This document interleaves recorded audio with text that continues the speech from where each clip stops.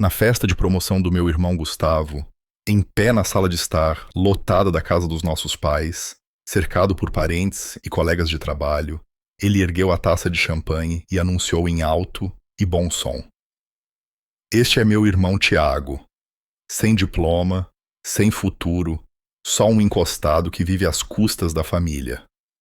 Todos riram.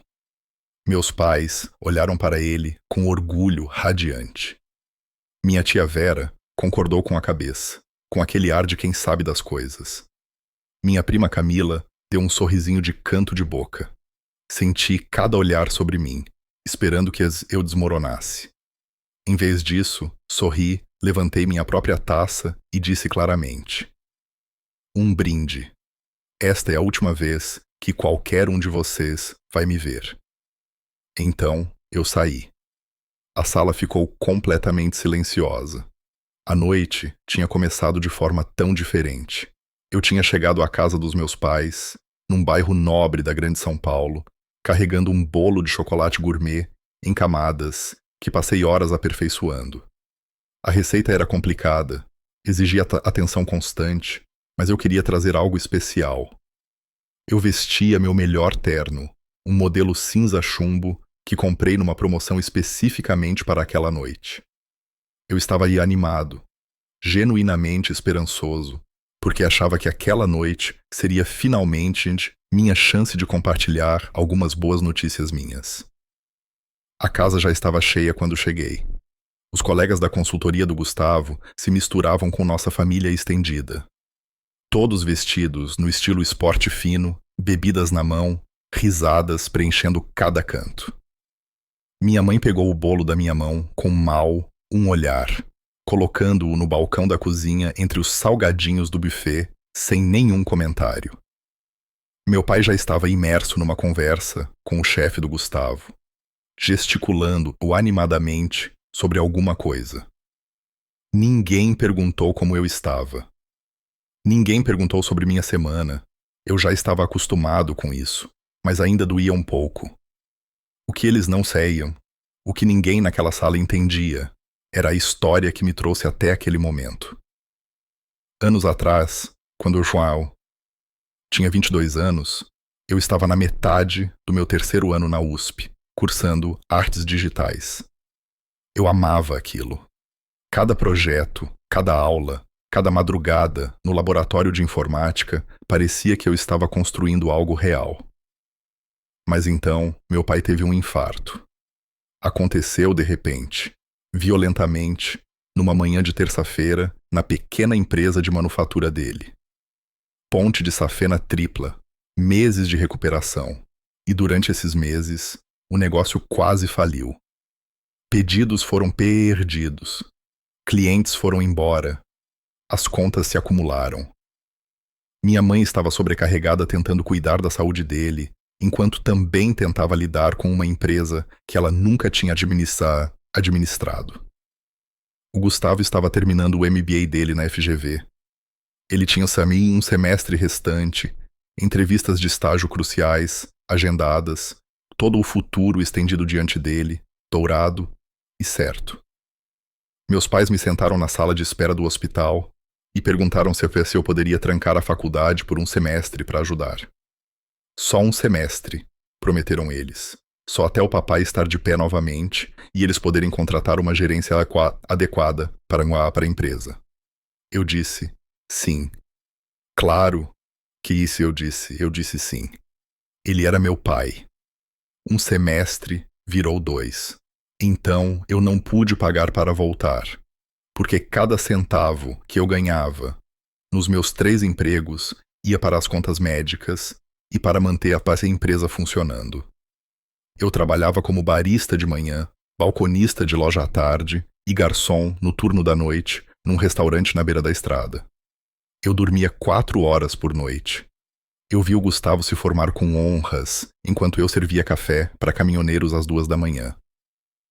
Meus pais prometeram que me ajudariam a voltar para a faculdade assim que as coisas se estabilizassem. Prometeram que não tinham esquecido de mim. Mas o Gustavo conseguiu seu emprego corporativo, mudou-se para um apartamento chique no Itaim Bibi começou a subir na carreira numa velocidade alucinante. A atenção da família se voltou inteiramente para as conquistas dele e, de alguma forma, gradualmente, meu sacrifício foi esquecido. Foi remoldurado como meu fracasso.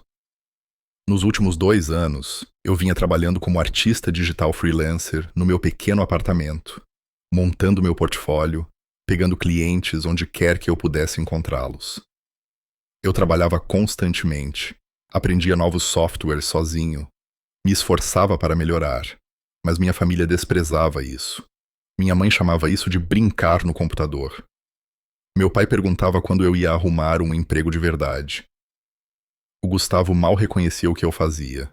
Naquela noite, antes do anúncio cruel dele, eu estava perto da cozinha tentando não atrapalhar, quando ouvi minha mãe conversando com um grupo de esposas dos colegas do Gustavo. Somos tão abençoados, dizia ela, com a voz brilhando de orgulho. O Gustavo se deu incrivelmente bem. Temos um filho de sucesso. Pelo menos o Gustavo fez algo da vida, disse ela. Uma das mulheres olhou para mim, claramente desconfortável. Minha mãe não percebeu ou não se importou. Meu pai, entrando na conversa, acrescentou com um balançar de cabeça. O Tiago simplesmente nunca teve ambição. Sabe, alguns filhos são proativos e outros precisam de mais empurrão. Nós tentamos, mas só dá para fazer o possível. As palavras pareceram um golpe físico. Apertei minha taça com mais força, meus nós dos dedos ficaram brancos, mas fiquei quieto. Disse a mim mesmo que ficaria pelo bem do Gustavo, seria solidário, seria a pessoa madura. Então veio o momento. O Gustavo pediu a atenção de todos. A sala silenciou. Ele ficou no centro da sala de estar, bonito em seu terno caro. Cada centímetro, o filho de ouro. Ele falou sobre sua promoção a consultor sênior, sobre os desafios à frente, sobre sua gratidão pelo apoio da família. Então seus olhos pousaram em mim. E eu deveria apresentar meu irmão para quem não o conhece, disse ele, seu tom mudando repentinamente para algo quase zombeteiro. Este é meu irmão Tiago, sem diploma, sem futuro, só um encostado que vive às custas da família. A sala explodiu em risadas. Não risadinhas educadas, mas risadas reais, como se ele tivesse contado uma piada genuinamente engraçada. Meus pais estavam rindo. Minha tia Vera estava rindo. Meus primos estavam rindo. O chefe do Gustavo estava rindo. Senti cada olho em mim, observando para ver como eu reagiria, esperando que eu encolhesse, chorasse ou pedisse desculpas por existir. Minhas mãos tremeram, minha garganta apertou, mas algo dentro de mim endureceu em vez de quebrar. Eu sorri. Levantei minha taça e falei claramente, calmamente, para que todos pudessem ouvir.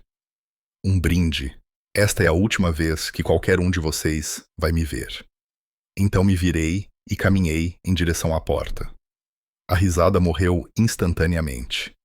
O silêncio que a substituiu foi denso e chocado. Ouvi minha mãe arfar. Ouvi alguém sussurrar. Meu Deus! Não olhei para trás. Atravessei a porta da frente, cruzei a entrada da garagem até meu carro popular de 8 anos, mas bem conservado. Minhas mãos tremiam tanto que mal consegui colocar a chave na ignição. No momento em que saí da garagem, meu celular começou a vibrar violentamente. Mensagem da mãe. Como você ousa nos envergonhar assim? Volte aqui agora mesmo. Mensagem da mãe. Esse comportamento é completamente inaceitável. Mensagem do Gustavo. Foi só uma piada. Para de ser tão sensível. Você está estragando minha noite. Mensagem do pai. Sua mãe está muito chateada. Você deve desculpas a todos nós. Dirigi 20 minutos até meu apartamento. A visão embaçada pelas lágrimas. O telefone vibrando continuamente no banco do passageiro.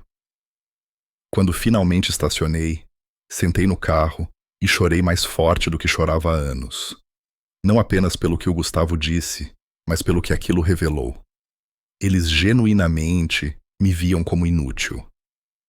Depois de tudo que sacrifiquei por essa família, eles me viam como um fardo e um fracasso. Entrei, subi as escadas para meu estúdio no segundo andar e desabei na cama. Bloqueei todos os números deles, cada um deles. Então chorei até não ter mais lágrimas, lamentando assim a família que eu achava que tinha, lamentando as pessoas que eu desejava que eles fossem.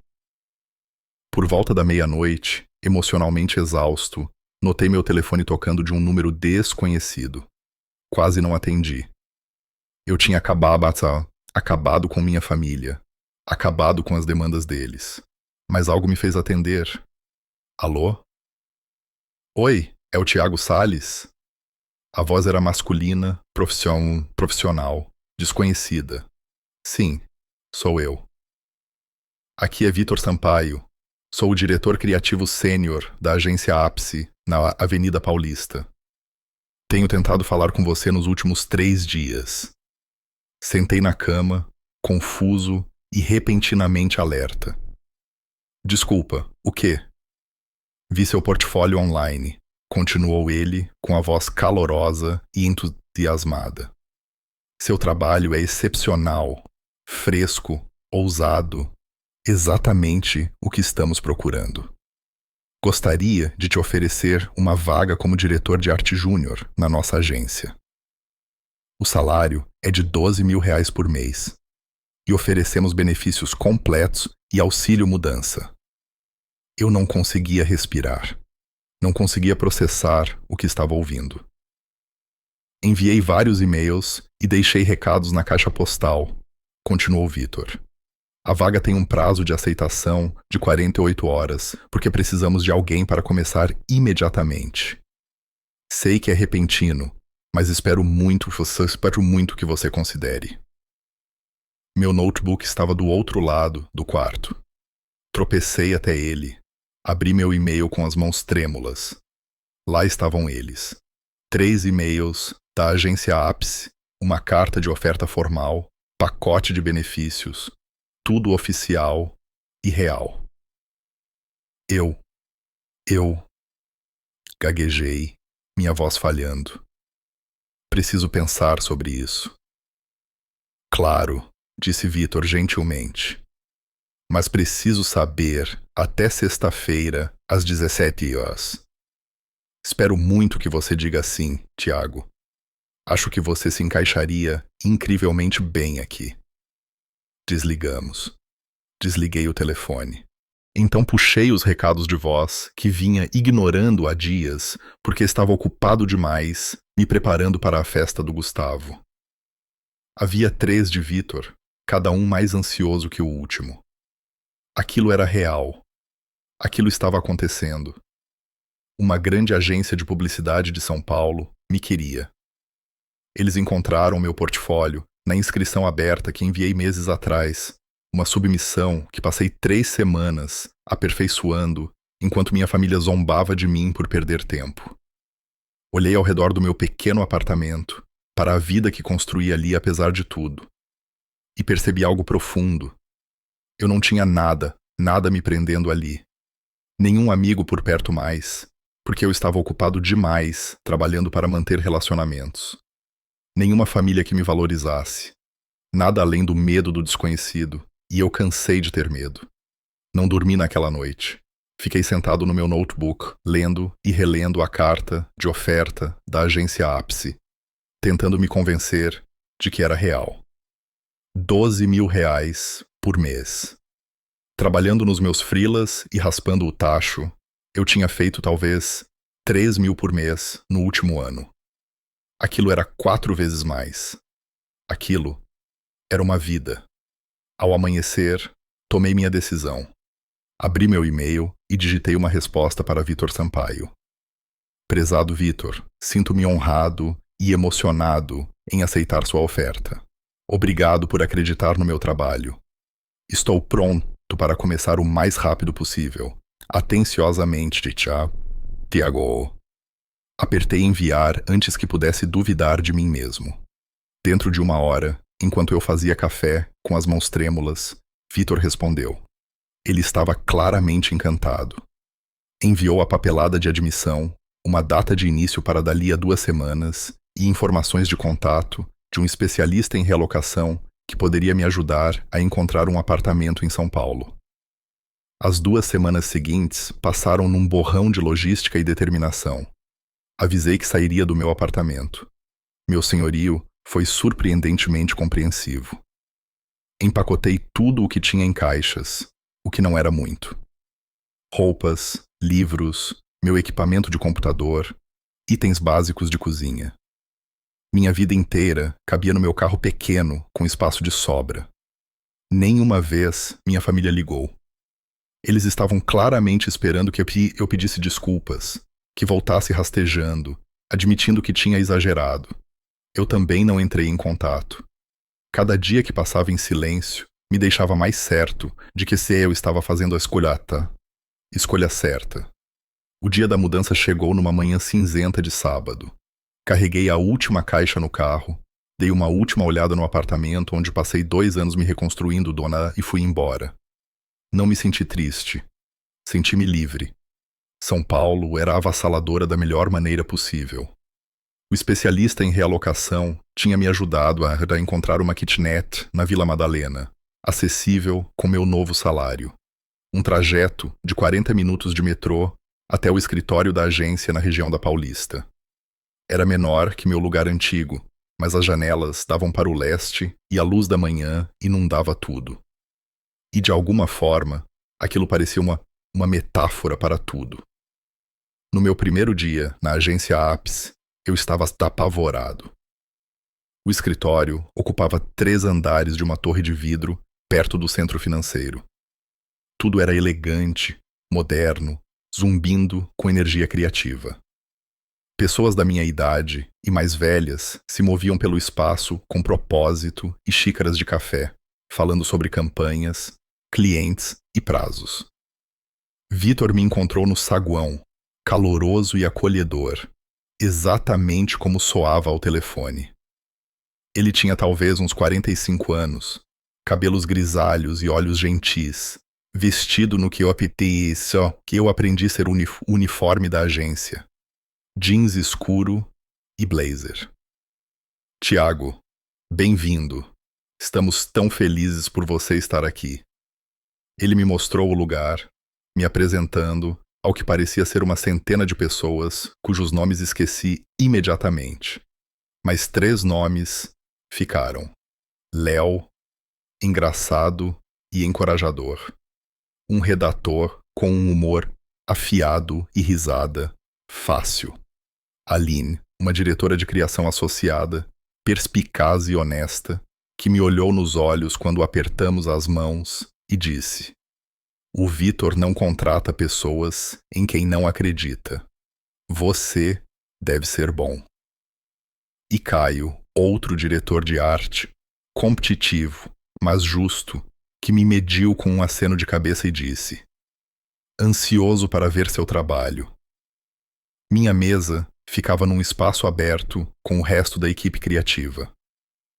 Vitor me deu minha primeira tarefa, uma campanha de mídia social para uma linha de cuidados orgânicos para a pele. Nada enorme, mas um projeto real, com um cliente real e um prazo real. Trabalhei mais duro do que jamais trabalhei na vida. Fiquei até tarde, cheguei cedo, forcei cada design através de múltiplas revisões. Léo começou a se juntar a mim para o almoço, me fazendo rir com histórias sobre apresentações desastrosas e reuniões com clientes que deram errado. Aline passava na minha mesa regularmente, oferecendo feedback que era duro, mas sempre tornava meu trabalho mais forte. Até o Caio, inicialmente distante, começou a acenar com aprovação para os meus conceitos. Os primeiros 3 meses voaram numa névoa de aprendizado e crescimento. Eu estava exausto, mas exultante. Todo dia eu provava-o a mim mesmo que pertencia ali, que era bom naquilo, que Vitor estava certo em me contratar. Eu não pensava muito na minha família. Quando pensava, era com uma dor surda que eu empurrava para longe. Eu tinha feito minha escolha. Escolha. Eles tinham feito a despedida. Estava seguindo em frente. Então, 4 meses no meu novo emprego, recebi uma mensagem no LinkedIn de alguém chamada Sara. A mensagem era breve. Oi, Tiago. Eu trabalho com seu irmão Gustavo. Tenho algo importante que você precisa saber. Podemos nos encontrar para um café? Encarei a mensagem por um longo tempo. Parte de mim queria ignorar, manter o Gustavo e tudo conectado a ele no falado, onde pertencia. Mas a curiosidade venceu. Nós nos encontramos numa tarde de sábado, num café no meio do caminho entre nossos apartamentos. Sara tinha cerca de 30 anos, vestida casualmente, com cabelo curto e escuro e uma expressão séria. Ela foi direto ao ponto. Vou ser direta, disse ela, mexendo seu café com leite. O Gustavo tem levado o crédito pelo seu trabalho. Meu estômago despencou. O quê? Cerca de 8 meses atrás, o Gustavo pediu para você criar alguns materiais de apresentação para ele, certo? Como um favor. Eu me lembrei. Ele tinha me ligado do Cinectadamo, estranhamente amigável, dizendo que tinha uma proposta importante para um cliente e precisava de alguns gráficos. Se eu poderia ajudar. Vai levar só algumas horas, disse ele. Era uma chance de fazer algo legal pelo meu irmão, de talvez reconstruir nosso relacionamento. Então eu fiz. Criei um deck de slides inteiro, profissional e polido. Ele disse ao nosso chefe e aos sócios que ele mesmo criou aqueles materiais, continuou Sara. Ele recebeu uma menção honrosa por iniciativa criativa. Foi parte do pacote de promoção dele, parte do motivo pelo qual ele foi promovido a consultor sênior. Eu me senti enjoado. Como você sabe? Vi seu portfólio online algumas semanas atrás, disse ela. Eu estava procurando um designer para um projeto pessoal e alguém recomendou seu site. Reconheci os designs da apresentação imediatamente. Mesmo estilo, mesmos elementos. Verifiquei os metadados nos arquivos que o Gustavo enviou. Eles foram criados meses antes de ele alegar tê-los feito, e as propriedades originais do autor tinham sido removidas. Ela puxou o celular e me mostrou capturas de tela, e-mails, propriedades de arquivos, tudo provando que o Gustavo tinha pegado meu trabalho e reivindicado como dele. Por que você está me contando isso? Perguntei, com a voz mal acima de um sussurro. A expressão de Sara endureceu. Porque o Gustavo é arrogante e leva o crédito pelo trabalho de outras pessoas regularmente. Estou cansada disso. E porque o que ele fez com você foi roubo. Você merece saber. Nos encontramos mais 2 vezes nas 2 semanas seguintes. Sara me forneceu cópias de tudo, evidências detalhadas. Ela me encorajou a usar como eu quisesse, fosse confrontando o Gustavo, denunciando-o para a empresa dele ou apenas guardando para minha própria paz de espírito. Lutei sobre o que fazer.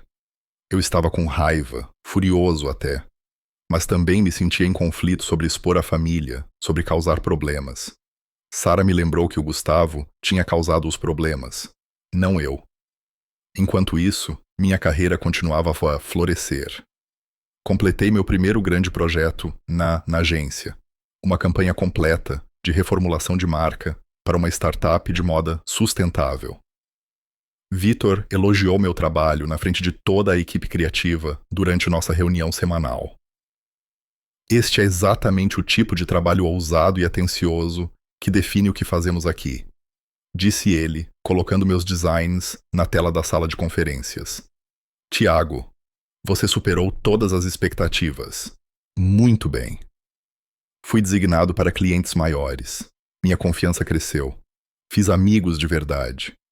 Léo me convidou para jantares da equipe e brunches de fim de semana. Aline tornou-se uma mentora, me ensinando como apresentar para clientes, como defender minhas escolhas criativas, como navegar na política da agência. Pela primeira vez na minha vida adulta, senti que pertencia a algum lugar. As festas de fim de ano se aproximavam. Natal e Ano Novo.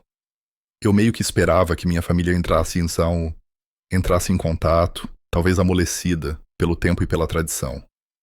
Nada veio. Silêncio completo. Passei o Natal com o Léo e o namorado dele.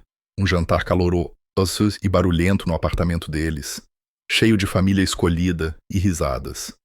Foi solitário em alguns aspectos, mas também libertador. Eu não tinha que atuar, me diminuir ou aceitar crueldade disfarçada de piada. Percebi que estava esperando por um pedido de desculpas que nunca viria. Minha família não achava que tinha feito nada de errado. Para eles, eu era quem tinha exagerado, quem tinha sido sensível demais, quem os tinha abandonado por nada. 2 dias antes do Ano Novo, meu telefone tocou de um número que eu não reconhecia. Eu tinha aprendido minha lição sobre ignorar chamadas desconhecidas, então atendi. Tiago? A voz da minha mãe. Meu coração apertou. Mãe? Ah, graças a Deus. Tenho tentado falar com você. Você bloqueou nossos números. O tom dela era acusatório, não de desculpas. Eu precisava de espaço, disse eu cuidadosamente. Bem, estou ligando porque a esposa do Gustavo, a Mariana, está grávida. Vamos fazer uma celebração em janeiro e precisamos que todos contribuam financeiramente. Vai ser uma festa grande e estamos pedindo a todos os membros da família que colaborem com R$ 500 cada. Eu não conseguia acreditar no que estava ouvindo. Nenhum, como você está? Nenhum, sentimos sua falta. Nenhum reconhecimento do que tinha acontecido. Apenas um pedido de dinheiro. Sabemos que você saiu irritado, continuou minha mãe. Mas família é família e precisamos que todos ajudem. Isso é importante. Algo dentro de mim virou gelo. Não vou mandar dinheiro. Como é? Eu disse, não vou contribuir para uma festa de uma família que me tratou da maneira como vocês me trataram. Tiago, não seja ridículo. Aquilo foi meses atrás. O Gustavo mal se lembra do que disse. Você está guardando rancor por uma piada boba. Não foi uma piada, mãe. E cansei de fingir que foi. Desliguei. Minhas mãos tremiam, mas me senti poderoso. Eu tinha me posicionado. Naquela noite, ainda processando a pós-conversa, recebi um e-mail inesperado. Era de uma empresa chamada Axiom Technologies, uma grande empresa de tecnologia baseada em São José dos Campos.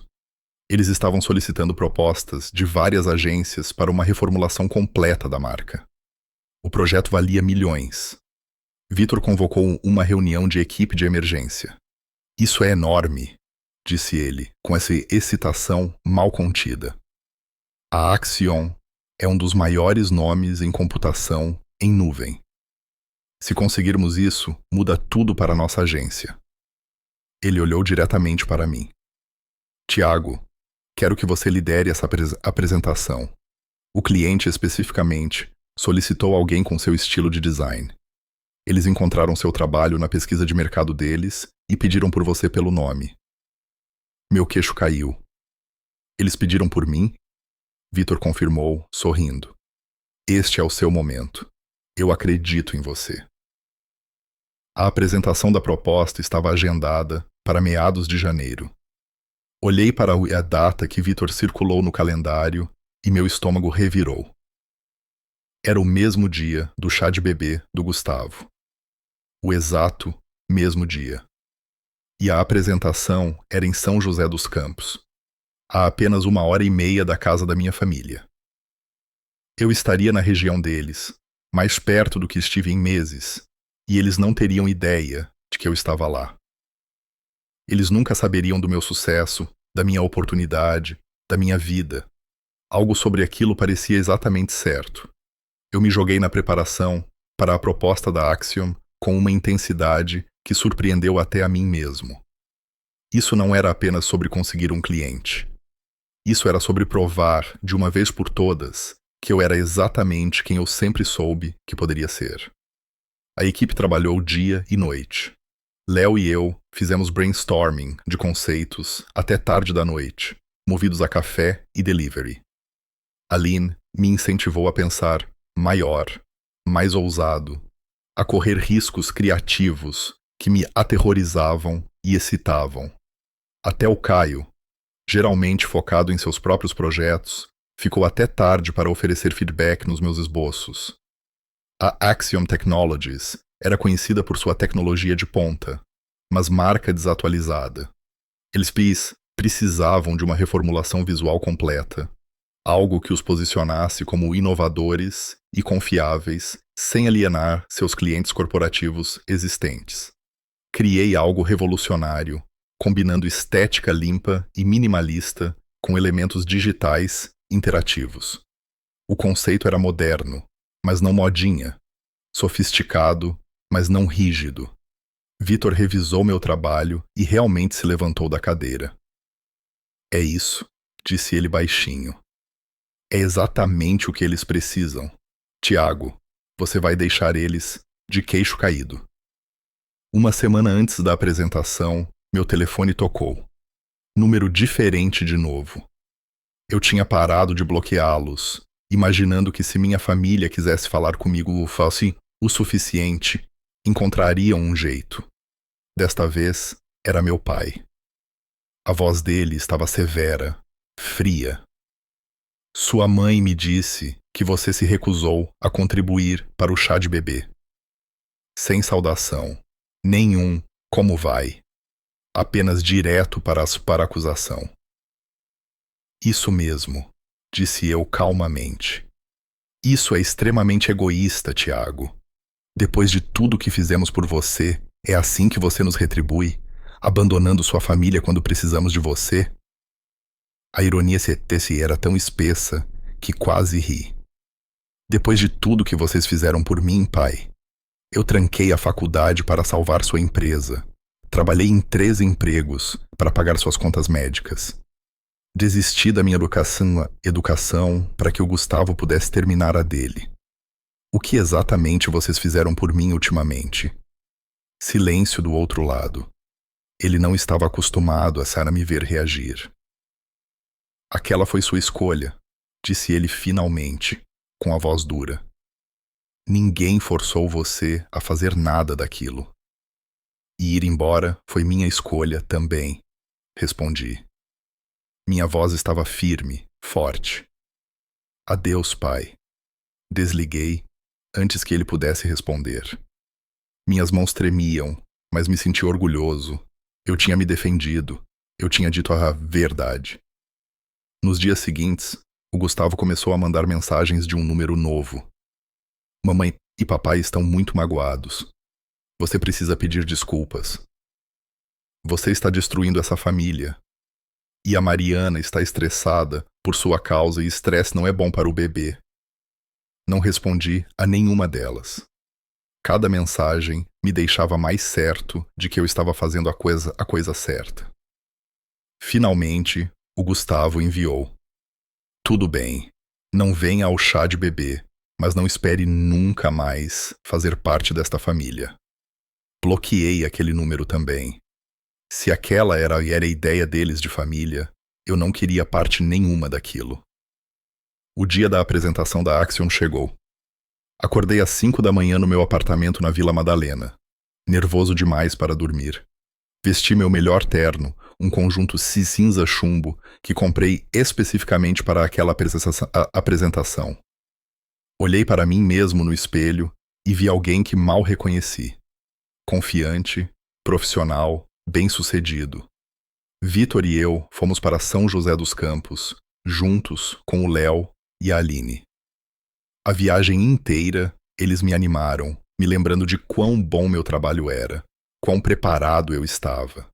Vitor continuava dizendo: apenas seja você mesmo. Mostre a eles o que eu já sei, que você é brilhante. A sede da Axiom era um prédio de vidro elegante, no centro da cidade. Tudo linhas modernas e vistas impressionantes. Fomos levados a uma sala de conferências no 20º andar.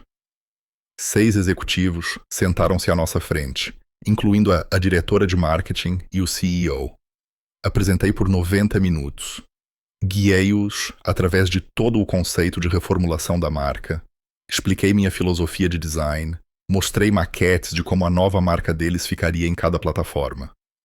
Respondi às perguntas deles com reflexão, com confiança. Senti como se estivesse exatamente onde deveria estar. Quando terminei, a diretora de marketing recostou-se na cadeira e sorriu. Isso foi excepcional. Trabalho verdadeiramente inovador. O CEO concordou.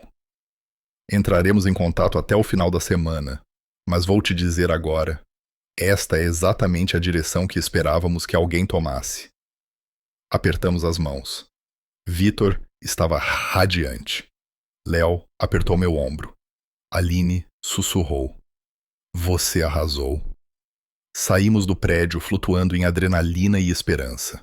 Eu me sentia invencível. Então, no saguão, literalmente, esbarrei em alguém. Ah, me desculpe, disse eu automaticamente, dando um passo para trás. A pessoa olhou para cima. Nossos olhos se encontraram. Era minha prima Camila.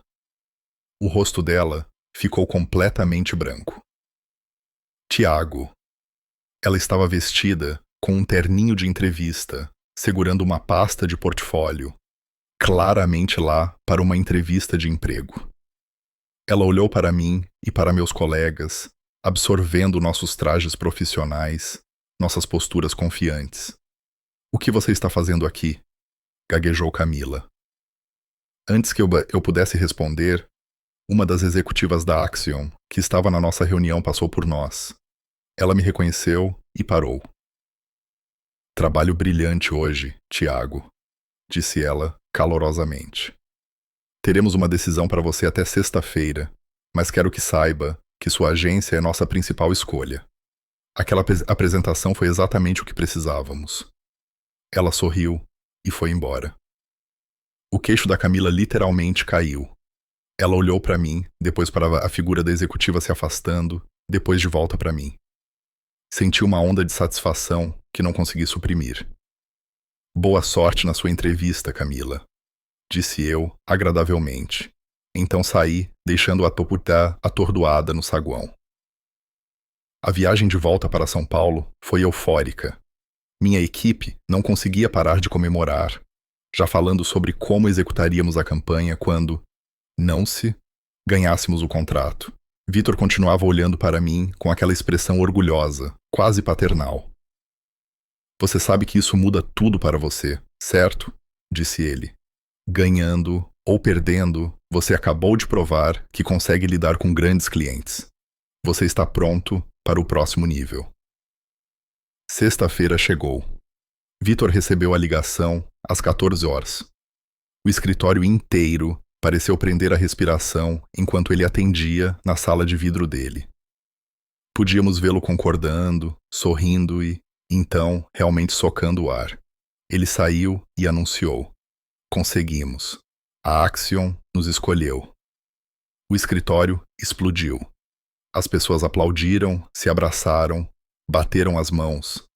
Léo me levantou e me girou. Aline me puxou de lado e disse: Você fez isso. Foi tudo você. Naquela noite, Vitor me chamou na sala dele. Senta aí, Tiago. Meu coração acelerou. Tinha algo errado?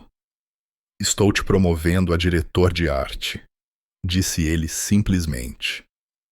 Efetivo imediatamente. Seu salário agora é de R$18.000. Você é a pessoa mais jovem a ter esse título na história desta agência. Você mereceu. Eu não conseguia falar. Apenas sentei lá, emocionado, enquanto ele explicava as novas responsabilidades e oportunidades. Aos 28 anos, eu tinha ido de freelancer no meu apartamento para diretor de arte numa grande agência em menos de um ano. Naquela noite, liguei para a Sara para agradecer pelas evidências sobre o Gustavo. Tenho guardado isso, disse a ela, mas não decidi o que fazer com isso ainda. Você não precisa de vingança, disse Sara sabiamente. Você já está ganhando. Você está construindo algo real. Isso é melhor do que qualquer confronto. Ela estava certa. Senti que tinha superado a necessidade de provar qualquer coisa para minha família. Minha vida estava cheia e bem-sucedida sem eles. 2 semanas depois, eu estava trabalhando até tarde no escritório, refinando conceitos para o lançamento da Axiom. Meu telefone tocou. Número desconhecido. Atendi distraidamente, focado na minha tela. Tiago. Uma voz feminina, fria e afiada. Sim, é a Mariana, esposa do Gustavo. Parei o que estava fazendo. Ok. Eu não sei o que você acha que está fazendo, disse ela, com o tom pingando desprezo. Mas a Camila contou para a família toda, que viu você em São José dos Campos, fingindo ser algum profissional importante, alegando que liderou alguma apresentação importante. Meu estômago apertou. Eu não estava fingindo. Eu liderei uma apresentação. O Gustavo verificou. Não há registro de você trabalhando em nenhuma empresa legítima. Sabemos que você está mentindo sobre ter um emprego chique para parecer bem. É patético, Tiago. Você claramente precisa de ajuda profissional. Inventar histórias para chamar a atenção é sinal de problemas sérios. Percebi o que tinha acontecido. O Gustavo provavelmente tinha procurado meu nome na agência errada ou feito uma pesquisa mal feita na internet. Ele não encontrou e assumiu que eu estava mentindo, em vez de considerar que tinha procurado no lugar errado. Eu poderia corrigi-la agora mesmo. Poderia dizer o nome da minha agência, provar tudo. Mas, de repente, vi uma oportunidade diferente. Eu deixei que eles acreditassem que eu estava mentindo. Pense o que você quiser, Mariana, disse eu calmamente. Eu realmente não me importo. Desliguei. No mês seguinte, assisti à distância, enquanto minha família espalhava boatos sobre mim. Camila postou atualizações vagas nas redes sociais sobre membros da família que fabricam vidas inteiras por atenção e a importância de buscar ajuda para pessoas que perderam o contato com a realidade. Minha mãe, aparentemente, disse aos parentes na igreja que eu estava passando por algo difícil e que eles estavam muito preocupados comigo. Meus colegas de trabalho notaram que eu parecia distraído. Léo perguntou se eu estava bem. Expliquei a situação brevemente, não querendo despejar todo o meu drama familiar neles. Eles ficaram indignados por mim. Quando você vai contar a verdade para eles? Exigiu Léo. Aline, mais comedida, perguntou. O que você está esperando? Pensei sobre isso. O momento certo, quando vai doer mais. 3 meses se passaram. O verão virou outono. Meu trabalho na campanha da Axiom estava excedendo as expectativas de todos. A reformulação da marca foi lançada publicamente em abril, aclamada por toda a urgente indústria. Outdoors subiram nas grandes cidades. Campanhas online viralizaram. Publicações de tecnologia escreveram artigos brilhantes sobre a nova direção ousada da Axiom. E meu nome estava em tudo. Tiago Salles, designer líder, diretor de arte na agência Ápice. A campanha ganhou um prêmio do Conselho Nacional de Criação, CNC. Em maio, subi ao palco, na cerimônia, num salão de hotel em São Paulo, aceitando o troféu ao lado de Vitor e da equipe. Publicações comerciais publicaram fotos. Blogs de marketing escreveram destaques. Uma revista, uma grande publicação da indústria, entrou em contato para me entrevistar para a edição das Estrelas em Ascensão na publicidade. O artigo foi ao ar online, numa manhã de quarta-feira. Incluía meu nome completo, minha foto, minha história inteira sobre começar como freelancer e subir na carreira, e citações de Vitor sobre meu talento e ética de trabalho. Naquela manhã, eu estava na copa do escritório fazendo café quando meu telefone tocou. O número da minha mãe, um novo que eu ainda não tinha bloqueado. Atendi. Alô? Tiago. A voz dela estava estranha, tensa. Preciso que você me explique uma coisa. O quê? Alguém na empresa do seu pai acabou de mostrar a ele um artigo sobre você, sobre algum prêmio de publicidade e algum emprego em São Paulo. Eu não disse nada. Isso é real? Exigiu ela. Você realmente trabalha nessa agência? Essa história toda é verdade? Sim, mãe. É tudo verdade. É verdade há mais de um ano. Silêncio. Então, calmamente. Por que você não nos contou? Quase ri. Quando eu teria contado, quando você ligou para pedir dinheiro, quando o Gustavo mandou mensagem me chamando de egoísta, quando o pai disse que eu não tinha ambição, quando teria sido o momento certo. As pessoas estão fazendo perguntas, disse ela, com a voz falhando um pouco. Elas querem saber por que você não está em nossas vidas. Estão perguntando se tivemos uma briga. É embaraçoso. Por favor, vamos fazer uma festa de aniversário para o filho do Gustavo, o Miguel, no mês que vem. Apenas venha. Podemos deixar tudo isso para trás. Lá estava. Não um pedido de desculpas, não um reconhecimento do que tinham feito, apenas preocupação com as aparências e um desejo de varrer tudo para debaixo do tapete. As pessoas estão fazendo perguntas. Repeti lentamente. Você está envergonhada. É com isso que você está preocupada. Tiago, por favor. Vou pensar sobre isso, disse eu, e desliguei. Mas eu já tinha tomado minha decisão. Eu ia àquela festa, mas não para fazer as pazes. Eu ia para garantir que eles finalmente entendessem exatamente o que tinham perdido. Nas 2 semanas seguintes, recebi mensagens de vários membros da família, cada uma mais surreal que a outra. Meu pai mandou mensagem. Estamos orgulhosos do que você conquistou. Venha celebrar conosco. Como se ele não tivesse me dito que eu não tinha ambição meses atrás. Gustavo mandou mensagem. E aí, mano, vi seu artigo, muito legal. Vamos colocar o papo em dia logo. Casual e amigável, como se não tivesse zombado de mim na frente de 50 pessoas e roubado meu trabalho. Minha tia Vera ligou e deixou um recado. Querido, sempre soubemos que você se daria bem eventualmente. Mal posso esperar para te ver na festa do pequeno Miguel. Vai ser como nos velhos tempos. Cada mensagem reescrevia a história. Apagava a crueldade. Fingia que a humilhação nunca tinha acontecido. Eles queriam acesso ao meu sucesso agora. Queriam se banhar na glória refletida. Queriam contar aos amigos sobre o filho, irmão, sobrinho, que trabalhava com publicidade na capital. Mostrei as mensagens para a Eline durante o almoço um dia.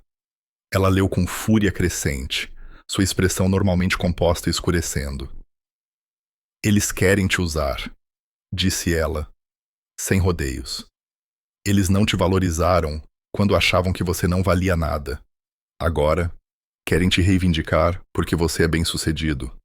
Não deixe. Vou à festa, disse eu. Ela pareceu surpresa. Por quê? Porque eles precisam ouvir a verdade. Eles precisam entender o que fizeram. E precisam ouvir isso na frente de todo mundo, do mesmo jeito que me humilharam. Aline me estudou por um longo momento, então assentiu lentamente. Ok, mas tome cuidado. Certifique-se de que está fazendo isso pelos motivos certos. Pensei sobre o aviso dela. Era vingança? Talvez em parte, mas também era encerramento. Era traçar uma linha. Era recusar deixá-los reescrever nossa história. Confirmei presença na festa. Minha mãe ligou imediatamente, a voz inundada de alívio. Ah, Tiago, obrigada. Todo mundo vai ficar tão feliz em te ver. Isso significa muito para a família. Estarei lá, disse eu, simplesmente. A festa estava marcada para uma tarde de sábado no final de maio. Tirei o dia de folga. Dirigi de São Paulo para a casa dos meus pais, Uma rota que eu tinha dirigido 1000 vezes antes, mas que agora parecia estranha e distante. Eu vestia um terno azul marinho elegante, acessórios sutis, portava-me com a confiança que ganhei no último ano. Cheguei exatamente na hora. A casa dos meus pais parecia a mesma, familiar e estranha ao mesmo tempo. Carros alinhavam a rua. Eu podia ouvir música e vozes vindo do quintal. Caminhei até a porta da frente e toquei a campainha. Minha mãe atendeu e, por um momento, apenas nos olhamos. Ela tinha envelhecido. Notei mais grisalhos no cabelo dela, linhas mais profundas ao redor dos olhos. Tiago, disse ela, me puxando para um abraço apertado. Não retribuí. Obrigada por vir. Por favor, não vamos mencionar nada desagradável hoje. É o dia do Miguel. Assenti, sem me comprometer, e entrei. A casa estava cheia de gente, família estendida, colegas do Gustavo, vizinhos, amigos dos meus pais. Todos se viraram quando entrei. Reconhecimento e curiosidade em seus rostos. A notícia sobre minha carreira claramente tinha se espalhado. Eu não era mais a decepção da família. Eu era a curiosidade da família. Meu pai se aproximou com a mão estendida para um aperto formal. Bom te ver, filho. Gustavo veio com a Mariana, que segurava o Miguel, de 1 ano. Tiago, que bom que você conseguiu vir. Este é nosso filho. Ele agiu como se nada tivesse acontecido, como se a introdução cruel dele na festa de promoção fosse história antiga, esquecida, irrelevante. As pessoas se aproximaram de mim durante a tarde. Ouvimos sobre sua grande campanha. Você deve ser tão bem-sucedido. O Gustavo estava nos contando o quanto a sua família está orgulhosa. Cada comentário deixava meu maxilar mais tenso. Sorri educadamente, dei respostas vagas, assisti minha família construir uma nova narrativa em tempo real. Gustavo continuava guiando as conversas, se inserindo em histórias sobre minha carreira, insinuando o quanto ele sempre tinha sido solidário. Camila evitava contato visual, ficando no lado oposto do quintal, sempre que eu estava perto. Depois de cerca de 1 hora, Gustavo subiu no deck dos fundos e pediu a atenção de todos. O quintal silenciou. Ele tinha migalço Miguel nos baltoás, a imagem da paternidade bem-sucedida. Só quero agradecer a todos por virem celebrar o primeiro aniversário do Miguel, disse ele, sua voz ecoando pelo gramado. Este último ano foi incrível, tornando-me pai, vendo minha família crescer, tendo todos que amamos ao nosso redor. Ele olhou diretamente para mim. Estou especialmente feliz que meu irmão pôde estar aqui hoje. Sempre fomos próximos, e família significa tudo para mim. A mentira foi flagrante demais, excessiva. Senti algo dentro de mim estalar. Levantei-me. Na verdade, disse eu, minha voz clara e firme. Gostaria de dizer algumas palavras. O rosto da minha mãe ficou pálido. Meu pai pareceu alarmado, mas todos os outros assentiram encorajadoramente, assumindo que eu faria algum brinde doce e fraternal. Caminhei até o centro do quintal, ficando onde todos pudessem me ver. 18 meses atrás, comecei. Vim a uma festa nesta casa, a festa de promoção do Gustavo. E na frente de todos reunidos aqui, o Gustavo me apresentou assim. Fiz uma pausa, olhando para cada membro da família. Ele disse: Este é meu irmão, Tiago. Sem diploma, sem futuro, só um encostado que vive às custas da família. E todos riram. Meus pais riram. Minha tia riu. Meus primos riram. Os colegas do Gustavo riram. O quintal tinha ficado completamente silencioso. As pessoas pareciam desconfortáveis, mexendo-se nas cadeiras. O rosto do Gustavo estava ficando vermelho. Eu saí naquela noite, continuei. Eu disse que era a última vez que qualquer um de vocês me veria, e eu estava falando sério. Por 18 meses, Nenhum de vocês ligou para pedir desculpas. Nenhum de vocês verificou se eu estava bem. Nenhum de vocês reconheceu o que aconteceu. Minha mãe começou a falar. Levantei minha mão. Deixe-me terminar. O que vocês não sabem é que eu tranquei a faculdade para salvar esta família. Quando o papai teve o infarto, quando a da empresa estava falindo, eu deixei a escola. Trabalhei em 3 empregos para pagar contas médicas. Desisti da minha educação para que o Gustavo pudesse terminar o MBA dele. Eu sacrifiquei meu futuro por esta família. Puxei meu celular, abri os arquivos que a Sara tinha me dado. E então o Gustavo me pediu para criar materiais de apresentação para ele. Fiz isso como um favor. Ele disse ao chefe dele que ele mesmo os criou. Ele recebeu uma menção honrosa por isso. Foi parte do motivo pelo qual ele conseguiu a promoção. A promoção que estávamos celebrando naquela noite. Tenho a prova bem aqui. E-mails, arquivos, carimbos de data e hora, tudo. Levantei meu celular, comecei a passá-lo. As pessoas olhavam para a evidência, depois para o Gustavo. O rosto dele estava vermelho vivo agora. Mariana olhava para ele, em choque. Reconstruí minha vida, sem nenhum de vocês, disse eu. Mudei-me para São Paulo. Fui contratado por uma grande agência de publicidade. Liderei a campanha que ganhou um grande prêmio da indústria. Sou diretor de arte agora, ganhando R$18.000 por mês. Fiz tudo isso sozinho, sem a ajuda desta família. Olhei para cada um deles. Minha mãe, meu pai, Gustavo, Camila, todos. Vim aqui hoje para dar a vocês uma última chance de pedir desculpas, de reconhecer o que aconteceu, de me mostrar que vocês entendiam o quanto me machucaram. Minha voz estava firme, mas lágrimas escorriam pelo meu rosto agora. Mas tudo o que vocês fizeram foi fingir. Vocês não estão orgulhosos de mim. Vocês estão envergonhados por estarem errados sobre mim. Vocês não querem um relacionamento. Vocês querem a aparência de um. O silêncio era absoluto. Minha mãe tinha lágrimas escorrendo pelo rosto. Meu pai parecia arrasado. Gustavo não conseguia encontrar meus olhos. Eu perdoo vocês, disse eu calmamente. Porque guardar raiva só machuca-o a mim. Mas cansei de fingir que somos uma família. Vocês fizeram a escolha de vocês na festa do Gustavo 18 meses atrás. Estou fazendo a minha agora. Espero que todos tenham uma vida maravilhosa. Virei-me e caminhei em direção ao portão. Atrás de mim, o caos irrompeu. Minha mãe chamava meu nome. As pessoas falavam todas ao mesmo tempo. Ouvi a voz da Mariana, elevada contra o Gustavo, exigindo explicações.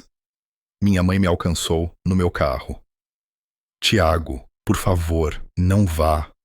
Podemos consertar isso. Virei-me para encará-la. Mãe, eu te amo, mas mereço coisa melhor do que isso. Eu sempre mereci coisa melhor. Sentimos muito, disse ela, chorando abertamente agora. Sentimos muito mesmo. Por favor, não vá embora. Balancei a cabeça gentilmente. Eu já fui embora 18 meses atrás. Você só não percebeu. Entrei no meu carro e fui embora. Desta vez, eu não estava fugindo magoado. Eu estava indo embora curado. A viagem de volta para São Paulo pareceu diferente de qualquer viagem que já fiz. Minhas mãos estavam firmes no volante. Meu coração, embora pesado, parecia mais leve de alguma forma.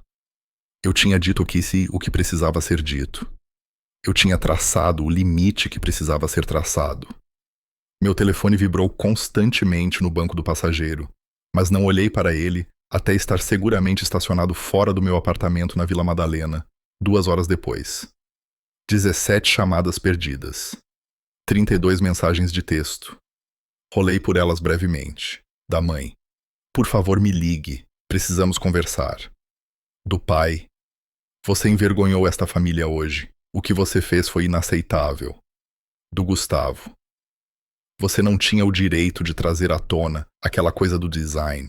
Você está me fazendo parecer mal no trabalho. Mesmo em crise, mesmo depois de ser exposto, ele só se preocupava consigo mesmo. Havia uma mensagem que me surpreendeu, no entanto, da Mariana. Eu não sabia sobre os designs. Eu não sabia sobre muitas coisas. Sinto muito pelo que disse a você no telefone. Você não merecia aquilo. Não respondi a nenhuma delas. Entrei, troquei para roupas confortáveis e pedi comida. Então, liguei para a Aline. Como foi? Perguntou ela imediatamente. Contei tudo na frente de todo mundo e fui embora. Disse o que precisava dizer e saí. Houve uma pausa. Como você se sente? Pensei sobre isso. Livre. As semanas seguintes foram tranquilas. Minha família parou de ligar depois dos primeiros dias. Imaginei se tinham finalmente aceitado minha decisão ou se estavam simplesmente se reagrupando. De qualquer forma, o silêncio foi um alívio. O trabalho tornou-se meu foco e meu santuário. A campanha da Axiom estava performando além das projeções e começamos a receber consultas de outras grandes empresas de tecnologia que tinham visto nosso trabalho. Vitor continuava me designando projetos maiores, confiando em mim com mais responsabilidade. Em junho, conheci a Olivia numa exposição de fotografia na cidade. Ela era uma fotógrafa freelancer mostrando uma série sobre paisagens urbanas. Começamos a falar sobre composição e espaço negativo e, 3 horas depois, percebemos que a galeria estava fechando. Ela pediu meu número. Eu dei a ela. Nosso primeiro encontro foi um café que virou jantar, que virou caminhar pela cidade até meia-noite, conversando sobre tudo e nada. Ela era gentil, atenciosa, genuinamente interessada no meu trabalho. Quando contei cuidadosamente sobre minha situação familiar, ela não tentou consertar ou minimizar. Apenas ouviu. Isso exigiu coragem, disse ela simplesmente. Defender a si mesmo desse jeito. Era exatamente o que eu precisava ouvir. O verão passou num borrão de coisas boas. Meu relacionamento com a Olivia se aprofundou.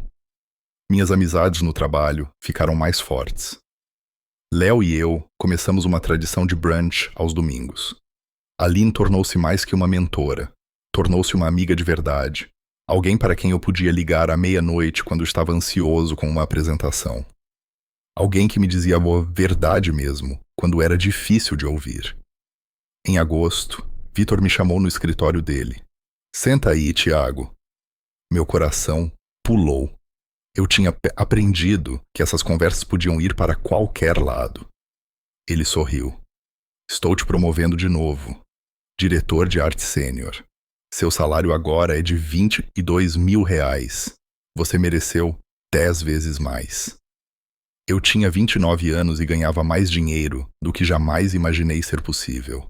Mais que o Gustavo, percebi com uma pequena satisfação privada. Uma noite no início de setembro, cheguei em casa e encontrei um envelope grosso na minha caixa de correio. O endereço de remetente era a casa dos meus pais. Meu primeiro instinto foi jogar fora, sem abrir, mas algo me fez levar para dentro. Sentei no meu sofá por 10 minutos apenas olhando para o envelope. Finalmente, abri. Dentro havia uma carta de 8 páginas, escrita à mão no papel de carta da minha mãe. Querido Tiago, começava. Não sei se você vai ler isso. Não sei se tenho o direito de pedir que leia, mas preciso tentar explicar. E mais importante, preciso pedir desculpas. Continuei lendo. Ela escreveu sobre como vinha pensando, constantemente, desde a festa do Miguel, sobre meu discurso, sobre minhas acusações, sobre tudo o que eu disse.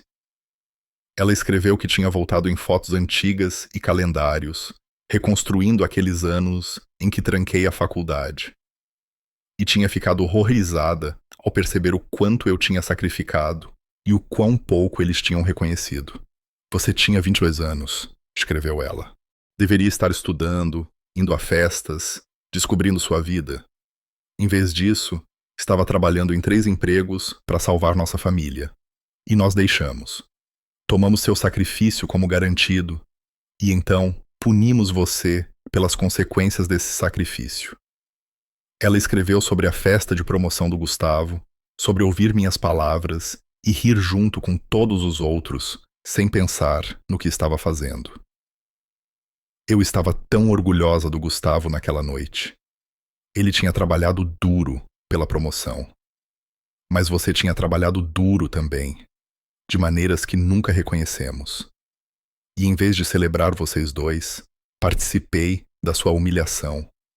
Ri do meu próprio filho. Vou me arrepender disso pelo resto da minha vida. Ela escreveu sobre os meses de silêncio, sobre como se convenceram de que eu estava exagerando, sendo dramático, fazendo birra. Dissemos a nós mesmos: ele vai voltar quando se acalmar. Dissemos a nós mesmos que não era tão sério. Estávamos errados. Era sério. O que o Gustavo disse foi cruel. O que fizemos ao rir foi mais cruel ainda. E o que fizemos desde então, tentando fingir que nunca aconteceu, foi o pior de tudo. Ela escreveu sobre ler o artigo sobre meu prêmio, sobre perceber que eu tinha construído uma carreira inteira de sucesso, da qual eles não sabiam nada. Fiquei orgulhosa quando li, mas depois fiquei envergonhada, porque percebi que não tinha direito de estar orgulhosa. Eu não te apoiei. Eu não acreditei em você. Eu não conquistei o privilégio de celebrar seu sucesso. Ela pediu desculpas por ligar, pedindo dinheiro, por tentar me fazer ir ao chá de bebê como se tudo estivesse bem, por espalhar boatos de que eu estava mentalmente instável. Não conseguíamos aceitar que você tinha realmente tido sucesso sem nós. Era mais fácil acreditar que você estava mentindo do que encarar o fato de que estávamos completamente errados sobre você. A carta continuava por 8 páginas. Um pedido de desculpas real, assumindo a responsabilidade, sem desculpas esfarrapadas, sem desvios, apenas a verdade. Não espero que você nos perdoe, concluiu ela. Não espero que você tenha um relacionamento conosco novamente. Você construiu uma vida boa e merece protegê-la de pessoas que te machucaram, mesmo que essas pessoas sejam sua família. Mas eu precisava que você soubesse que agora eu vejo o que fizemos. Entendo agora o que perdemos. E sinto muito, profunda e verdadeiramente. Estou orgulhosa de você, Tiago.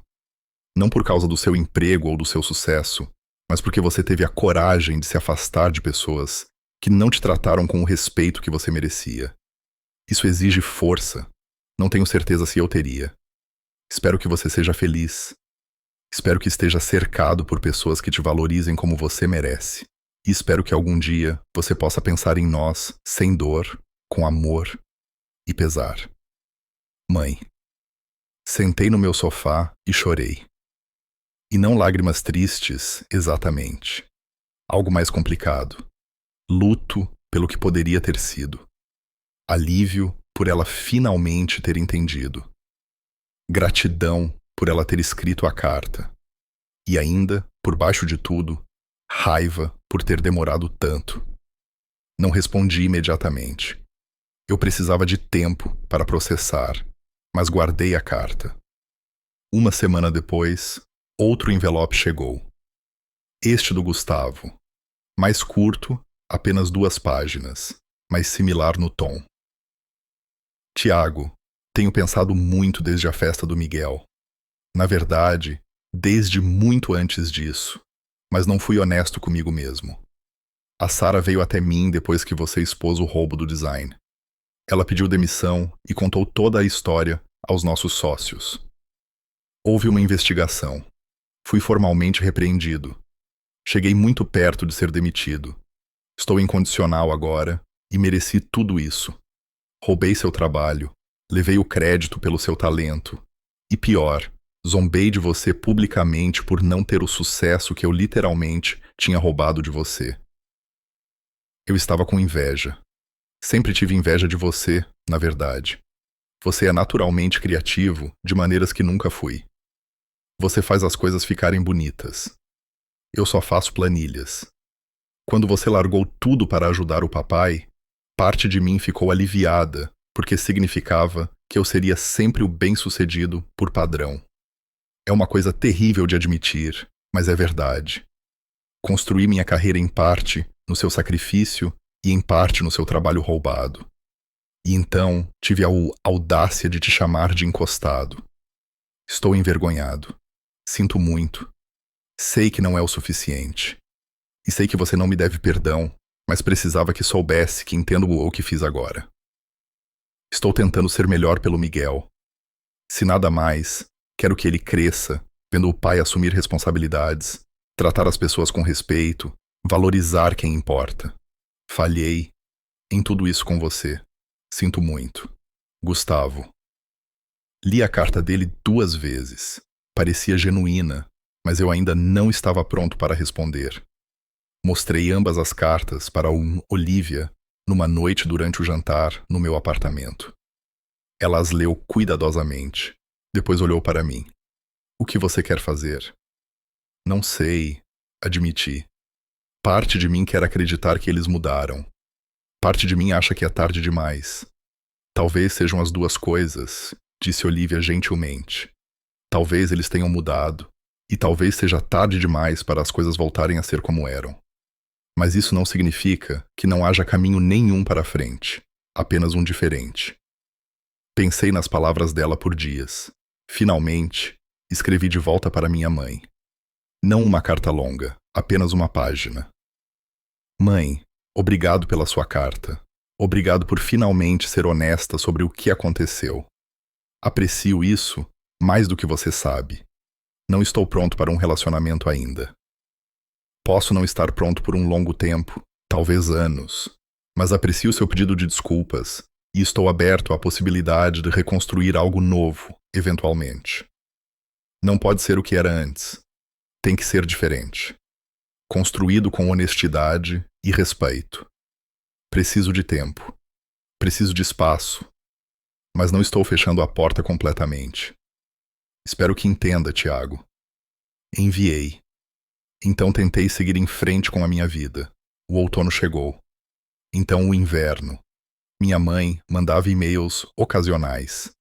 Nunca insistentes, apenas pequenas atualizações sobre a vida dela. Papai tinha começado terapia. Gustavo estava trabalhando em si mesmo. Miguel já estava andando. Ela sentia minha falta, mas respeitava meus limites. Não respondi a maioria deles, mas li todos. A carta do Gustavo deixei sem resposta. Eu não estava pronto para aquilo ainda. O trabalho continuava a prosperar. Em novembro, eu estava sentado no meu escritório revisando conceitos para uma nova campanha quando Vitor bateu na minha porta. Tem 1 minuto? Sempre. Ele se sentou, parecendo quase nervoso. Os sócios querem te ver. Sala de conferências agora. Meu estômago gelou. Aconteceu alguma coisa? Só vai, disse ele, mas estava sorrindo. Caminhei até a sala de conferências com as pernas bambas.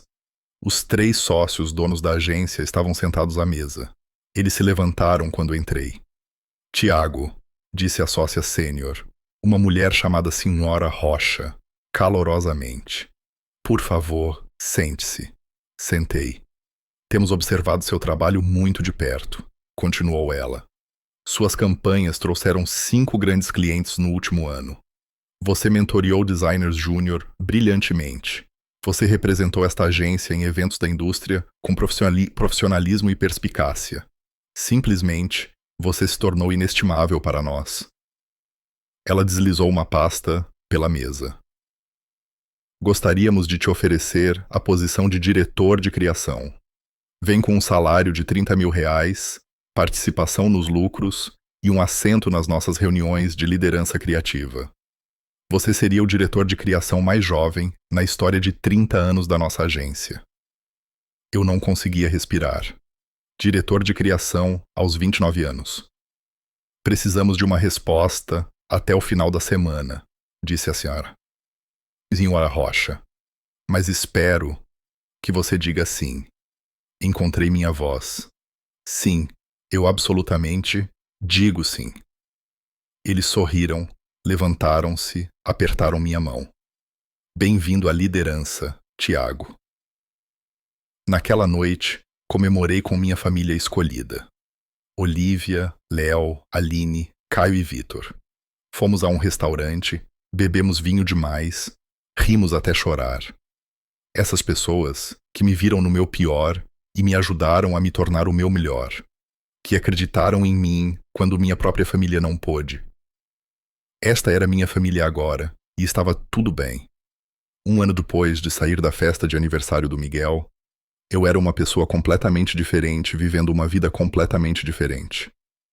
Não diferente nas formas que apareciam na superfície, embora houvesse muitas dessas. Diferente nas formas que importavam. Eu tinha aprendido a me valorizar. Tinha aprendido que amor sem respeito não é realmente amor. Tinha aprendido que se afastar da toxicidade não é desistir, é escolher a si mesmo. Meu apartamento na Vila Madalena tinha se transformado num lar de verdade. Olivia tinha se mudado meses antes e, de repente, o espaço, que sempre pareceu temporário, tornou-se permanente. As fotografias dela, penduradas nas paredes ao lado do meu trabalho de design. Nossos livros misturados nas prateleiras.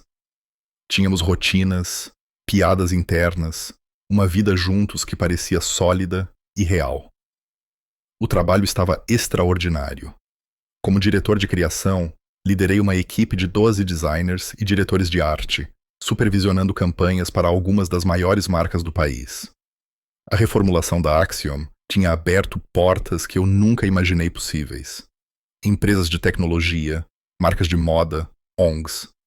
Todos queriam a agência API e, especificamente, queriam a mim.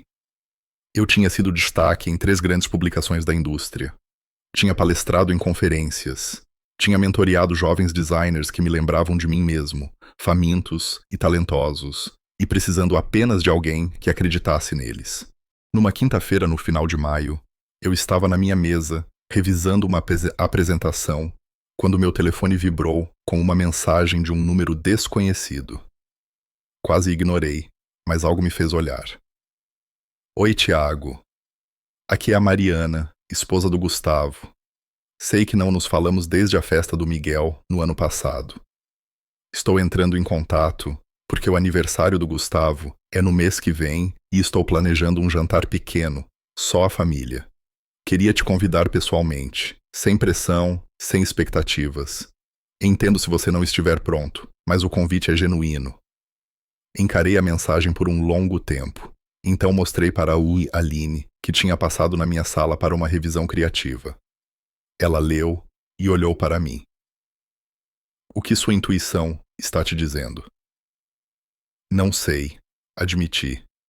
Parte de mim quer ir. Parte de mim acha que é cedo demais. O que ir realizaria? Perguntou ela. Pensei sobre isso. Talvez encerramento. Talvez ver se algo realmente mudou. E se nada mudou, então vou embora de novo. Mas pelo menos saberei com certeza. Respondi a Mariana. Obrigado pelo convite. Vou pensar e te aviso. Na semana seguinte, pensei em pouca coisa além disso. Conversei com a Olivia, que apoiou qualquer coisa que eu decidisse. Conversei com o Léo, que estava cético, mas compreensivo. Até liguei para minha terapeuta, a doutora Lina, que eu tinha começado a ver meses antes. Do que você tem medo? Perguntou a doutora Lina durante nossa sessão. De que eles não tenham mudado de verdade, de que seja a mesma dinâmica apenas com palavras melhores, de que eu me machuque de novo. E o que você espera? Honestamente, espero que eles tenham realmente feito o trabalho, que tenham refletido e crescido, que talvez possamos construir algo novo, mesmo que não seja o que tínhamos antes. Parecem esperanças razoáveis. Você consegue se proteger se elas não forem atendidas? Sim, disse eu. E eu falava sério. Posso ir embora. Sei como ir embora agora. Mandei mensagem para Mariana. Vou ao jantar. Obrigado por me convidar. O jantar estava marcado para uma noite de sábado, em meados de junho, na casa do Gustavo e da Mariana. Dirigi da capital com a Olívia, a quem pedi para vir comigo para apoio.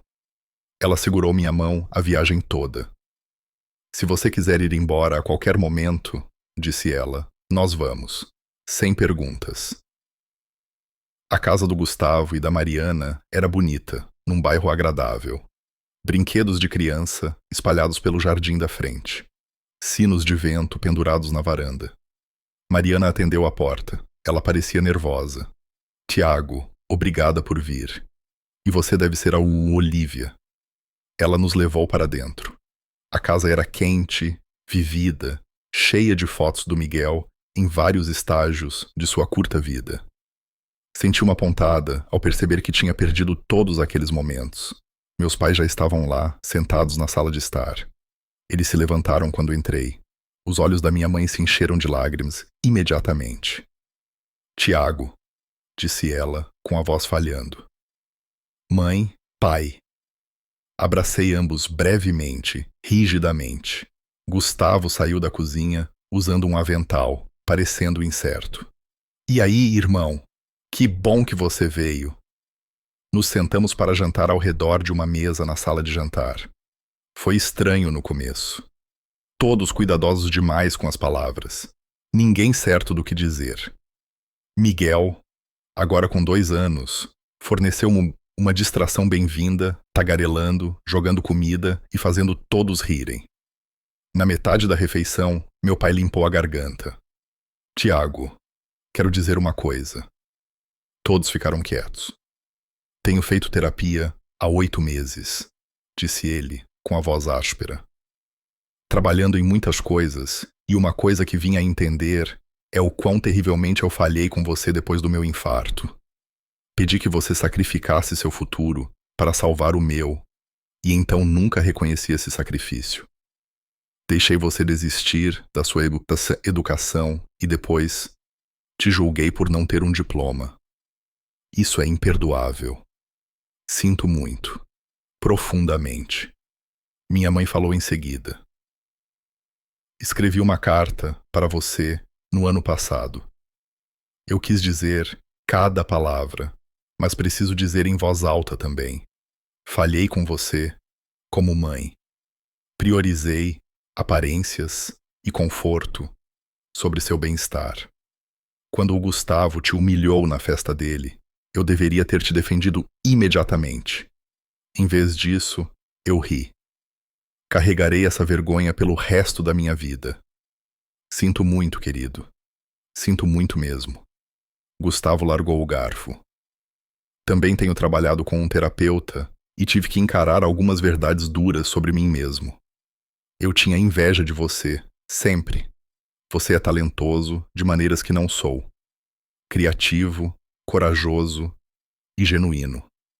Construí meu sucesso parcialmente no seu trabalho e depois zombei de você por não ter sucesso. A demissão da Sara forçou uma investigação na minha empresa. Quase fui demitido. Ainda estou incondicional e mereci tudo isso. Roubei de você. Traí você. Tenho vergonha de quem eu era. Estou tentando ser melhor, mas sei que isso não desfaz o dano. Sinto muito. Mariana falou por último. Eu não te conhecia antes do ano passado. Só sabia o que o Gustavo me contava, que era uma versão tendenciosa projetada para fazê-lo parecer bom. Quando você expôs a verdade na festa do Miguel, fiquei furiosa com o Gustavo. Quase nos separamos. Estamos em terapia de casal há 1 ano. Ele está fazendo o trabalho agora. Fazendo de verdade. Mas eu queria que você soubesse que eu vejo você. Vejo o que fizeram com você. E sinto muito por ter sido parte da continuação desse dano ao te ligar e te acusar de mentir. Você não merecia aquilo. Fiquei sentado, absorvendo tudo aquilo. Esses pedidos de desculpas eram diferentes da carta. Eram públicos, testemunhados, mais difíceis de retirar. E pareciam genuínos. Mas palavras eram fáceis. Eu precisava saber se algo tinha mudado fundamentalmente. Agradeço tudo isso, disse eu cuidadosamente. Agradeço mesmo, mas preciso ser honesto. Não tenho certeza se posso confiar em vocês ainda. Confiança se conquista, e vocês destruíram a minha. Esses pedidos de desculpas são um começo, mas são apenas palavras. Preciso ver mudança consistente ao longo do tempo antes de poder considerar ter um relacionamento real com qualquer um de vocês novamente. Meu pai assentiu lentamente. Isso é justo. É mais do que justo. Preciso de limites, continuei. Preciso saber que se eu disser não para algo, isso será respeitado. Preciso saber que minha carreira e minhas escolhas não serão desprezadas ou zombadas. Preciso saber que não serei convidado a me sacrificar por esta família novamente. Entendido, disse minha mãe baixinho. E preciso que todos vocês entendam outra coisa, disse eu, olhando para cada um deles. Construí uma vida boa sem vocês. Tenho pessoas que me amam e apoiam. Tenho uma carreira da qual me orgulho. Tenho uma parceira que me trata com respeito. Não preciso mais desta família. Estou escolhendo dar uma chance a vocês porque eu quero, não porque eu preciso. Essa é uma distinção importante. Os olhos do Gustavo estavam vermelhos. Entendemos e somos gratos por você estar disposto a tentar.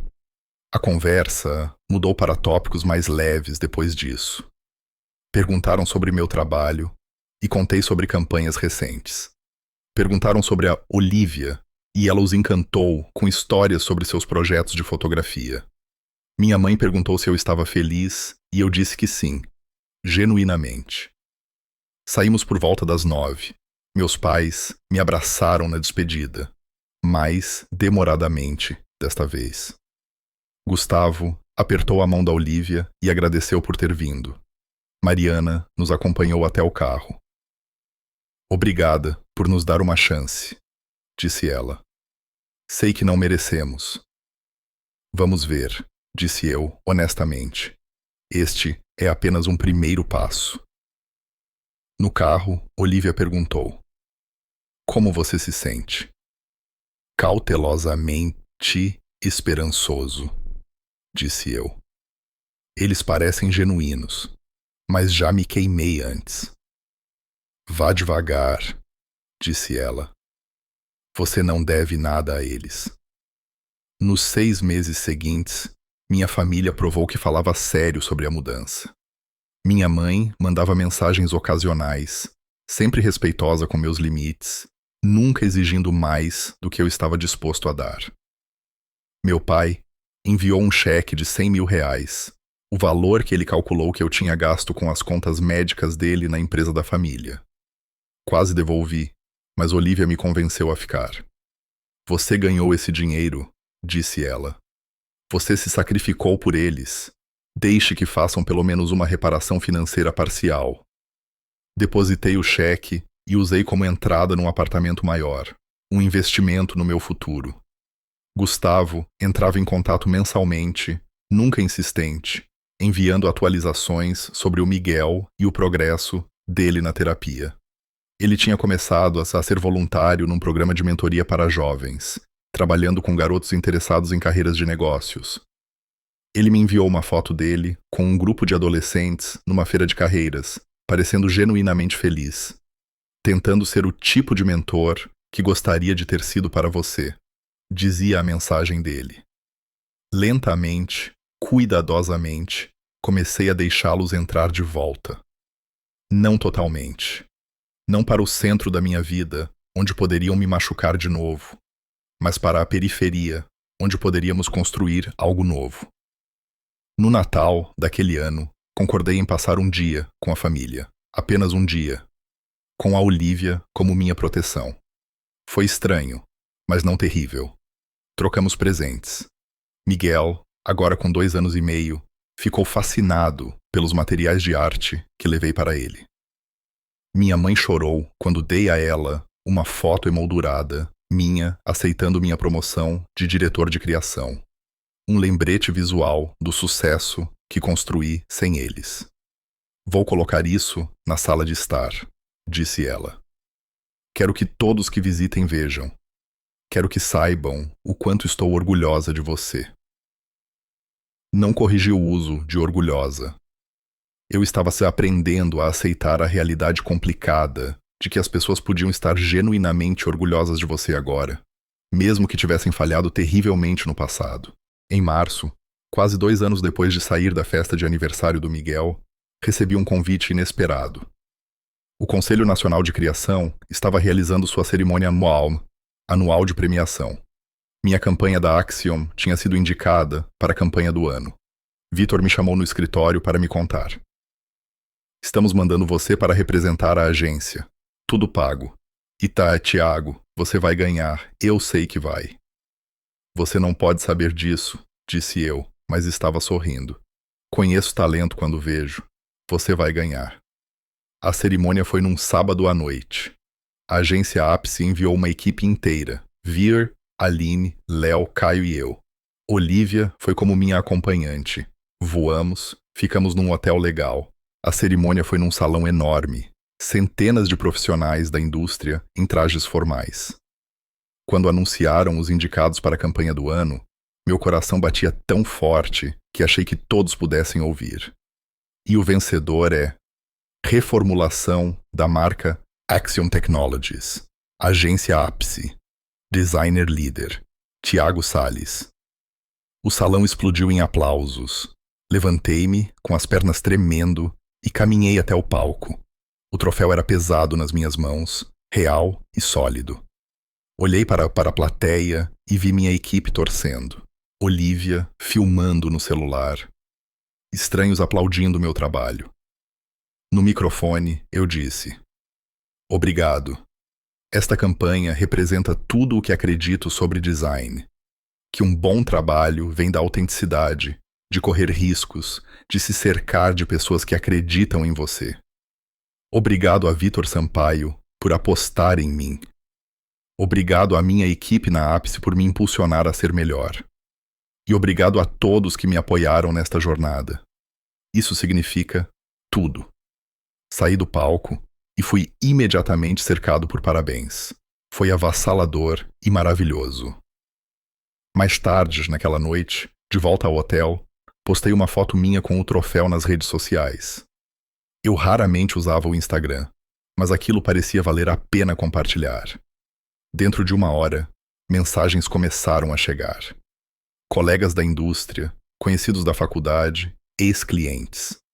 E então, uma mensagem da minha mãe. Vi seu post. Querido, estou tão incrivelmente orgulhosa de você. Você fez tudo isso sozinho. Você mereceu isso. Parabéns. Pela primeira vez, o orgulho dela não parecia uma tentativa de reescrever a história ou reivindicar crédito.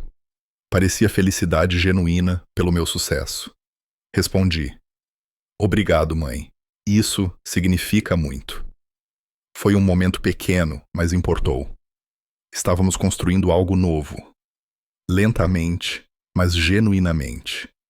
Meses depois de ganhar a campanha do ano, eu estava sentado no meu escritório numa tarde de quinta-feira, quando a senhora Rocha bateu na minha porta.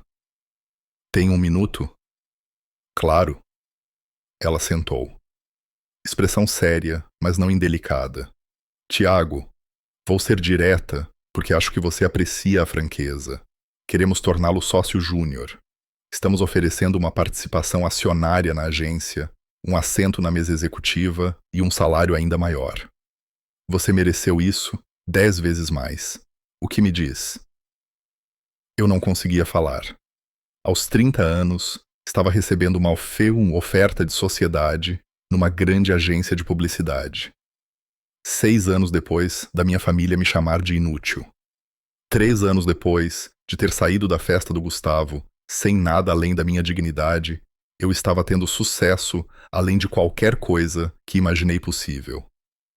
Sim, finalmente consegui. Absolutamente, sim, a senhora Rocha sorriu. Ótimo. Bem-vindo à sociedade, Tiago. Você mereceu. Naquela noite, Olivia e eu comemoramos com um jantar no nosso restaurante favorito. Tínhamos nos mudado para nosso novo apartamento meses antes. Um lugar lindo, que parecia um lar de um jeito que nenhum outro lugar jamais pareceu. Estou orgulhosa de você, disse Olivia, levantando a taça de vinho. Não apenas pela sociedade, embora isso seja incrível. Estou orgulhosa de como você reconstruiu sua vida, como você perdoou sem esquecer, como deixou sua família voltar sem deixá-los te machucar de novo. Eu não poderia ter feito isso sem você, disse eu, honestamente. Poderia sim, corrigiu ela gentilmente, mas fico feliz que não tenha precisado. O relacionamento com minha família continuou a evoluir. Não éramos grudados, não do jeito que algumas famílias são, mas encontramos um ritmo que funcionava. Jantares mensais, telefonemas ocasionais, limites que todos respeitavam. Minha mãe tinha parado de tentar reescrever a história. Meu pai tinha parado de oferecer conselhos não solicitados. Gustavo tinha parado de levar crédito por coisas que não eram dele. Eles tinham feito o trabalho, lentamente, imperfeitamente, mas genuinamente. E eu tinha feito meu próprio trabalho também, aprendendo a manter espaço tanto para a dor que causaram, quanto para o esforço que estavam fazendo.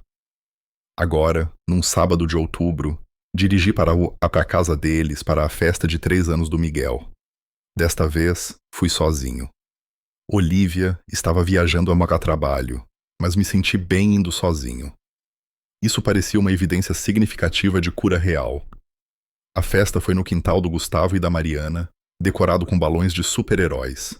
Miguel tinha crescido e virado um garoto doce e cheio de energia que me chamava de tio Tiago e me mostrava cada brinquedo que possuía. Durante a festa, me vi ao lado do Gustavo na churrasqueira. Assistimos ao Miguel brincar com os primos num silêncio confortável por um momento. Posso te dizer uma coisa? Disse Gustavo baixinho. Claro. Sou grato por você ter saído da minha festa de promoção naquela noite. Olhei para ele, surpreso. É sério, continuou ele. O que eu disse a você foi uma das piores coisas que já fiz. E se você não tivesse saído, se tivesse apenas aceitado e ficado, eu nunca teria tido que encarar que tipo de pessoa eu tinha me tornado. Você indo embora me forçou a olhar para mim mesmo. Forçou todos nós a olharmos para nós mesmos. Odeio ter te machucado tanto, mas sou grato do que sua resposta foi forte o suficiente para nos fazer mudar. Eu não sabia o que dizer. Você se salvou, disse Gustavo. Mas, de um jeito estranho, você me salvou também. Você me mostrou como é ter limites, exigir respeito, escolher a si mesmo. Essa é uma lição que estou tentando ensinar ao Miguel agora. Que ele nunca tem que ficar em situações onde não é valorizado. Fico feliz que você tenha aprendido com isso, disse eu finalmente. Fico mesmo. Eu também. Naquela noite, dirigindo de volta para casa, pensei sobre tudo o que tinha acontecido nos últimos 3 anos. A humilhação, a dor, a decisão de ir embora, a reconstrução, o sucesso, a reconciliação cuidadosa. Tudo isso tinha me levado até aqui, para uma vida que eu genuinamente amava. Pensei no garoto que eu fui aos 22 anos, largando a faculdade para salvar a família, acreditando que sacrifício era igual amor. Pensei no homem que fui aos 27, chorando no carro, depois de ser zombado pelas pessoas que deveriam tê-lo protegido. E pensei em quem eu era agora, aos 30. Bem-sucedido, amado, curado, inteiro. A jornada tinha me ensinado coisas que eu não poderia ter aprendido de outra maneira. Aprendi que família real não é sobre sangue ou obrigação. É sobre respeito, apoio, estar presente consistentemente e escolher um ao outro todos os dias. Minha família escolhida, Olivia, Léo, Aline, Vitor e a doutora Lina, tinha me ensinado como relacionamentos saudáveis pareciam. Aprendi que meu valor nunca foi determinado pela opinião da minha família sobre mim. Por anos, acreditei na narrativa que eles criaram, que eu era inferior, que tinha fracassado, que era uma decepção. Ir embora foi o primeiro passo para entender que a percepção deles não era a realidade. Meu valor existia independente do reconhecimento deles. Aprendi que a parte mais difícil da cura não era confrontar as pessoas que me machucaram. Era perdoar a mim mesmo por aceitar o tratamento deles por tanto tempo. Por acreditar que eu merecia a crueldade deles. Por ficar calado quando deveria ter falado. O auto-perdão foi mais difícil do que perdoá-los. Aprendi que se afastar de situações tóxicas não era desistir da família. Era escolher a mim mesmo, valorizar meu próprio bem-estar, recusar aceitar migalhas quando eu merecia um banquete. E às vezes essa escolha era a coisa mais corajosa e necessária que se podia fazer. Aprendi que o sucesso não era sobre provar que as pessoas estavam erradas. Era sobre construir algo tão genuíno e gratificante que as opiniões delas deixavam de importar. Eu não ganhei destruindo minha família ou fazendo-os sofrer. Ganhei criando uma vida melhor. Uma construída nos meus próprios termos com pessoas que me valorizavam desde o início. E aprendi que a cura não era linear. Alguns dias eu ficava com raiva tudo de novo. Alguns dias eu lamentava os relacionamentos familiares que nunca poderiam ser totalmente restaurados. Alguns dias eu estava em paz. Todos esses sentimentos podiam ser verdadeiros simultaneamente. A vida que eu tinha agora, a carreira, o relacionamento, as amizades, as conexões familiares sendo reconstruídas lentamente, nada disso teria sido possível se eu não tivesse encontrado a coragem de sair daquela festa 3 anos atrás. Se eu não tivesse dito, esta é a última vez que qualquer um de vocês vai me ver. E falado sério, aquela decisão, tomada num momento de dor e fúria, salvou minha vida. Entrei na minha garagem, sentei no carro por um momento e peguei meu telefone. Rolei até o contato da minha mãe e mandei para ela uma foto de mais cedo naquele dia. Era uma foto minha e do Miguel, ambos cobertos de cobertura de bolo de aniversário, rindo de alguma coisa boba que ele tinha dito. Apenas um momento de pura alegria. Sem explicação, sem legenda necessária. Apenas a prova de que eu podia ser feliz na presença deles agora, que a cura era possível, que tínhamos encontrado um caminho, mesmo que não parecesse nada com o passado. Ela respondeu imediatamente com um emoji de coração. Isso é lindo. Obrigada por estar lá hoje. Te amo. Também te amo, mãe. Digitei de volta. E falei sério. O amor era complicado agora, limitado pela cautela e autoproteção, mas era real. Entrei em casa. Entrani acho um casabata. Onde a Olivia tinha chegado mais cedo e estava fazendo janta para ela. Ela olhou para cima quando entrei, sorriu e disse: Como foi? Foi bom, disse eu, e percebi que queria dizer isso mesmo. Foi realmente bom.